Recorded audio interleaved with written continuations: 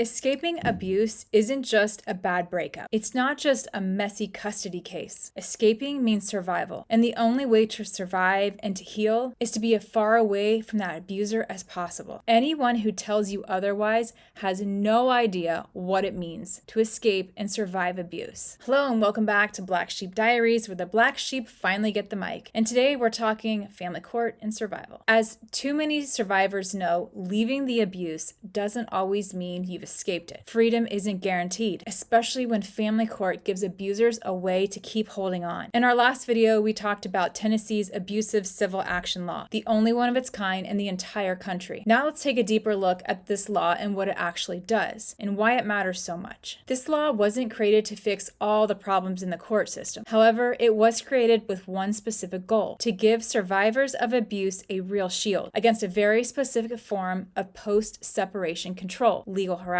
Let's break that down. When someone files multiple lawsuits, motions, and legal actions, not to win, not to seek justice, but to punish, to manipulate, or to maintain control over a person they used to be in a relationship with, that's abuse. And it has a name: abusive litigation. And it's legal stalking. And it's happening in plain sight. Before Tennessee passed this law, there was no real effective way to stop it. So what does abusive civil action law actually do? Well, first of all, it defines the problem. The law clearly defines what counts as an abusive civil action. It says if someone is using the court to harass, stalk, or intimidate a person that they were in an intimate relationship with, and if those legal findings are meritless or excessive, that's grounds for action. And that's crucial because you can't fix what you don't define. Second, it gives magistrates and judges real tools. This law gives courts the powers to really step in when they're needed. If a survivor shows that their ex is filing repeated, baseless legal action, a judge can schedule a special hearing. At that hearing, the court can dismiss the case, order the abusive party to pay for their survivor's legal fees, and most importantly, impose what's called pre-filing injunction. This is the heart of the law. Pre-filing injunction means that for the next 4 to 6 years, the abuser cannot file new legal action against that survivor without getting permission from the judge first. The abuser has to ask for permission, and they have to prove that their argument has legal merit before they're ever allowed to drag that survivor back through court again. And that is a total shift in power. Can you imagine? It puts the burden where it belongs, on the abuser of the system, not the survivor. It also doesn't block legitimate claims. And here's the part that critics sometimes get wrong. This law does not take away anyone's access to justice. If someone really has a legitimate legal claim, they can still file it, but they have to prove to the judge that it's not part of the pattern of abuse. This isn't about denying rights. It's about stopping weaponized lawsuits that are only meant to harm. It's designed for survivors. Most legal protections like Rule 11, sanctions, contempt motions were not built with domestic violence in mind. They're hard to get, slow to apply, and often too little too late. But abusive civil action law was crafted specifically for survivors of intimate partner violence. It's proactive and it's trauma-informed, and it closes the loophole that so many abusers have used to keep controlling their victims, even years after their separation. Since this law passed in 2018, it has been used by survivors like Stacey Jones to finally put a wall between themselves and their abusers. It's not perfect, but it is a model, a blueprint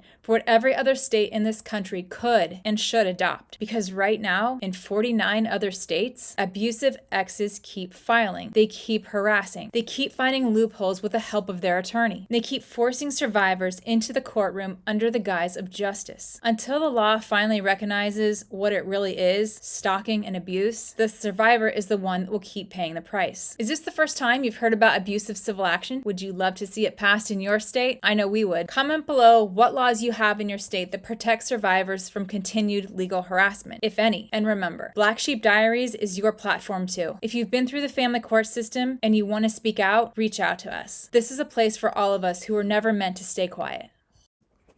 Oh, hi. He's back. You want to say hi? Don't act like you're perfect, because a few minutes ago, you actually climbed up on my chair.